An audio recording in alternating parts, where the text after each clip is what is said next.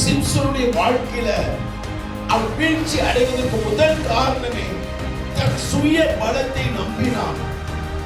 இந்த உலகத்துல அநேகர் தங்கள் திறமையின் மீது நம்பிக்கை வைக்கிறார்கள், தங்கள் பணத்தின் மீது நம்பிக்கை வைக்கிறார்கள், தங்களுடைய படிப்பின் மீது நம்பிக்கை வைக்கிறார்கள், தங்கள் வேலையில் மீது நம்பிக்கை வைக்கிறார்கள்.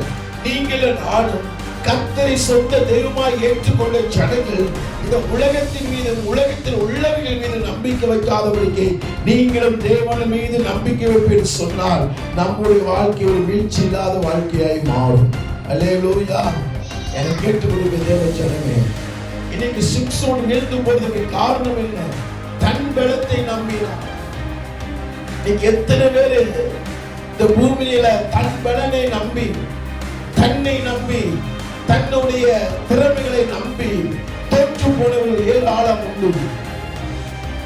அநேக சாம்ராஜ்யங்கள், அநேக மன்னர்களுடைய ஆட்சி வீழ்ச்சி அடைவதற்கு காரணம் என்று சொன்னார்.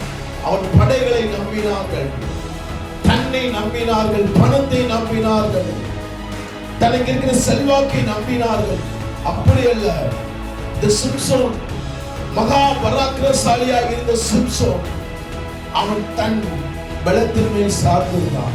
இந்த சிறு வயதிலே, வாலிப வயதிலேயே நம்முடைய படிப்பு நமக்கு ஒன்று உதவாது. படிப்பு தேவைதான், இல்லை மறுக்கல. ஆனா படிப்பை விட தேவன் நமக்கு முக்கியமானது.